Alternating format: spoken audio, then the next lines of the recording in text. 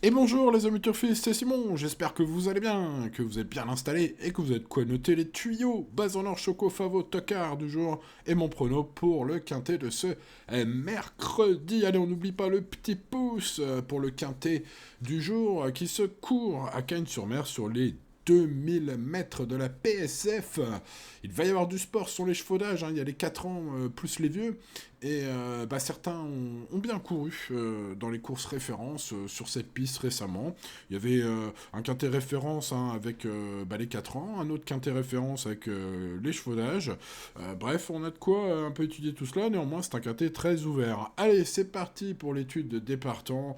Mes amis, Covel, démarrons fort. Alors, un cheval qui a contre lui d'être chargé, mais c'était un Jean-Claude Rouget. Évidemment, ça mérite toujours déjà une note de méfiance. Alors, sa seule course sur PSF de sa carrière, hein.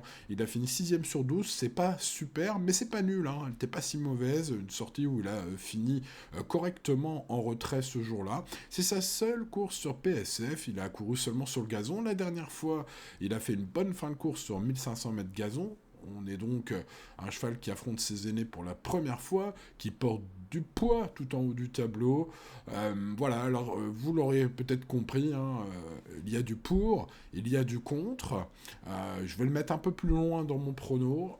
Ce cheval-là, il fera de toute façon partie de mes chevaux que je mets dans mon champ réduit après mes bases, hein, donc vous l'avez compris. On passe au 2 Alpage qui lui aussi sera dans mes champs réduits, au summum de son art, hein, incroyable ses victoires en fin d'année 2024, déjà deux en 2025. Pénalisé, hein, c'était sur sa victoire de Quintet Plus lors de sa première sortie en janvier. Il aime le parcours, il est bien placé à la corde, il est avec Maxime Guyon manette, et il vient de gagner une course à réclamer sous 60 kg, hein, comme il avait pris plein de gains avant, il avait quand même beaucoup de poids à porter.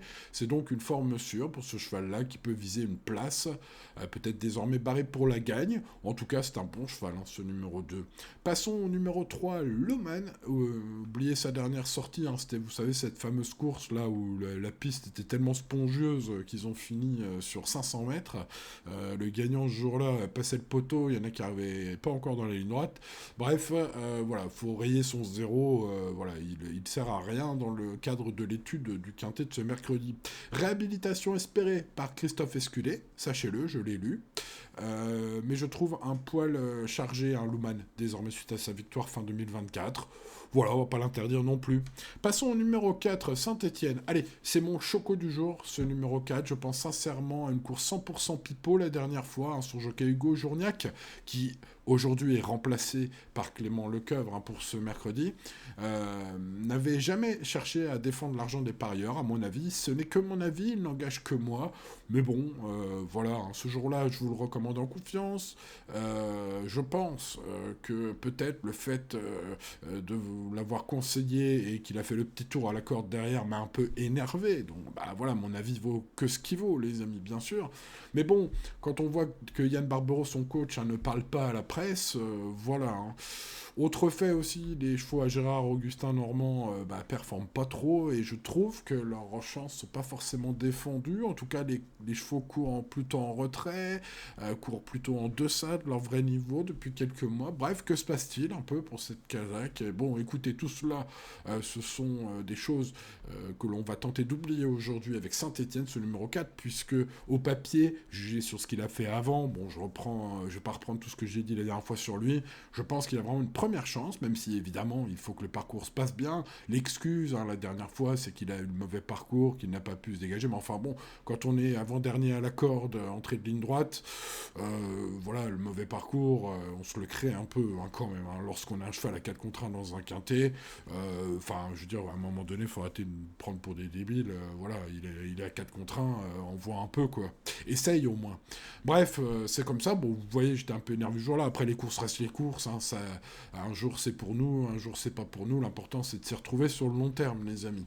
Donc, très bonne note pour ce numéro 4, et c'est donc mon choco du jour, les amis. Passons au 5, Admiro, après une longue absence, il doit rassurer, peut accrocher une place, car son ultime course était moins mauvaise que la précédente, on peut peut-être imaginer qu'il est un peu sur la montante, contrairement à ce qu'indique sa musique, hein, 7ème puis 9ème, du coup, on pourrait dire qu'il n'est pas sur la montante, mais C'était un lot bien plus relevé la dernière fois et il a mieux couru. Il y avait plus de partants aussi.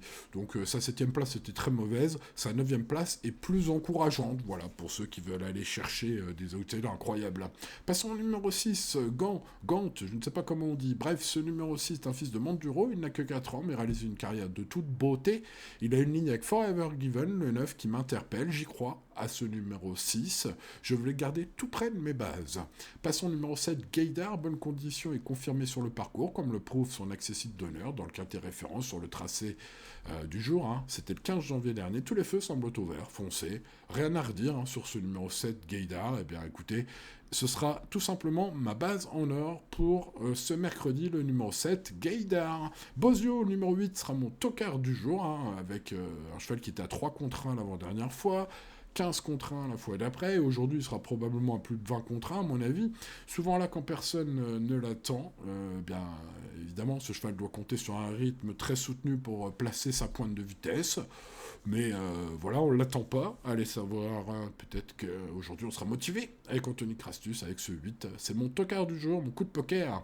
Passons au numéro 9, Forever Given, favori logique, et oui, régulier, en pleine forme, vient conclure deuxième du quintet pour sa génération des 4 ans sur ce tracé le 13 janvier dernier. Il affronte certes ses aînés, mais vu la ligne, il garde une super chance. C'est le favori logique selon moi, ce numéro 9. Que je mets donc, vous le savez, juste derrière ma base en or. Passons au 10, Speechman, un oncle de 5 ans, qui est vraiment très décevant cet hiver. Alors, ceux qui font des stats dans les quintets diront, bah oui, mais il a couru qu'un quintet, il l'a gagné. Bah oui, 100% de réussite gagnant dans les quintets pour ce numéro 10. Pour le reste, c'est très moche depuis. Bon. Passons au Thunderspeed, très connu, lui, à bon niveau, dans les grands handicaps, compétitif d'ailleurs à ce niveau. Il a tiré un bon numéro de com, mais fait une grande rentrée quand même. Pas revu depuis l'année dernière, le cheval est à surveiller, peut-être pour une place aujourd'hui, ce 11. J'en ai préféré d'autres. Passons au numéro 12, Bobby Murphy, dont la victoire à Lyon la soit test de sa forme. Sa forme est sûre, mais elle est pénalisée pour son retour dans les tiercés. D'ailleurs, dans les tiercés, même dans les quintés plus, il en a couru 5. Il a fini 0 fois dans les 5 premiers, en 5 tentatives. Donc des stats très moches dans les quintés pour Bobby Murphy, ce numéro 12. Par contre, sa forme est étincelante. Passons au numéro 13, Népalais, qui finit vite toutes ses courses. Alors, je le disais la dernière fois dans le quintet de Deauville, il faut le mettre à mon avis aujourd'hui parce que le tracé va l'avantager. J'ai eu raison, puisqu'il a fini 4ème, finissant vite mais trop tard d'ailleurs. Ceci écrit, voilà, on n'est pas à Deauville aujourd'hui, vous l'avez compris.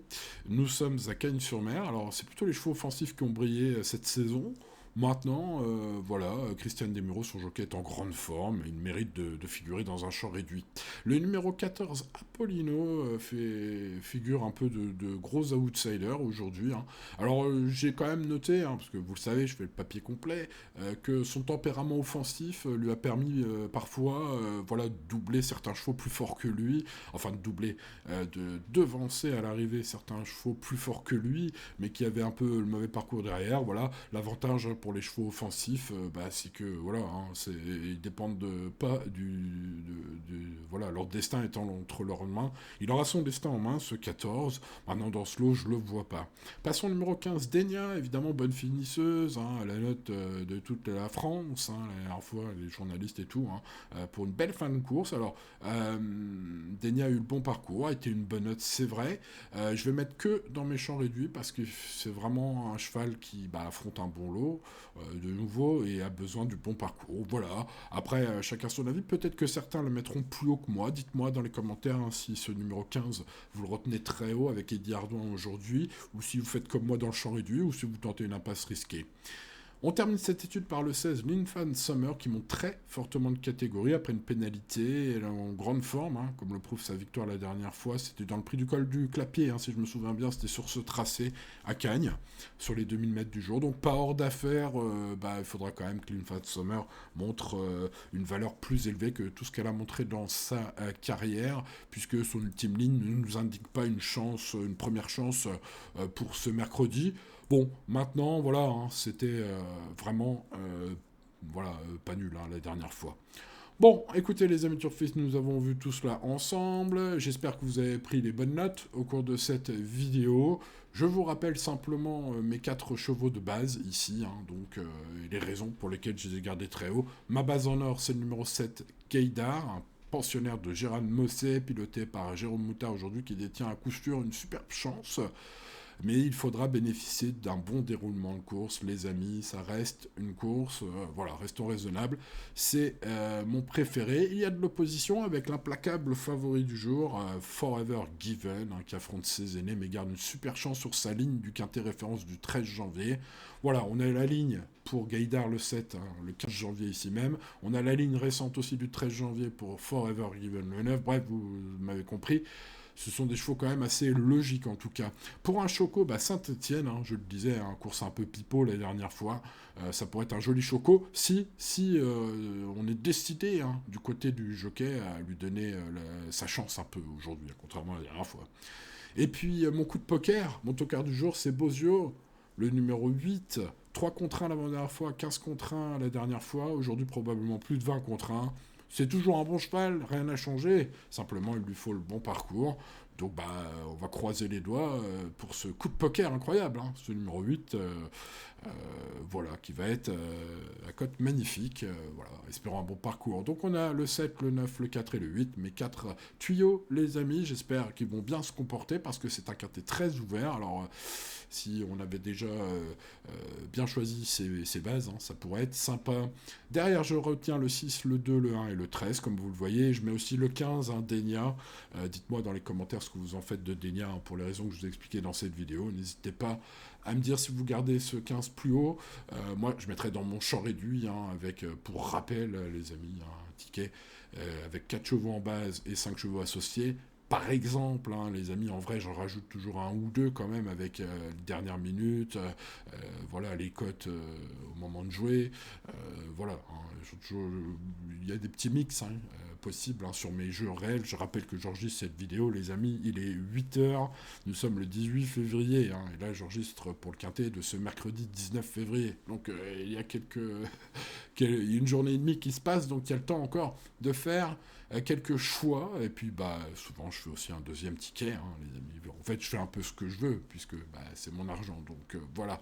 Vous faites ce que vous voulez avec le vôtre également, les amis, mais en tout cas, je vous recommande, comme tous les jours, d'être raisonnable. Les courses restent les courses, vous voyez, l'indice de confiance est loin d'être très élevé. Allez, on n'oublie pas une petite pause pour la sincérité des propos de cette vidéo, par exemple, de vous abonner à cette chaîne, si vous voulez toujours plus d'infos sincères pour le quintet, et d'activer la cloche pour ne rien manquer, ce serait dommage. Je vous remercie de votre fidélité, les amis turfistes, et je vous dis à demain pour de nouvelles aventures hippiques.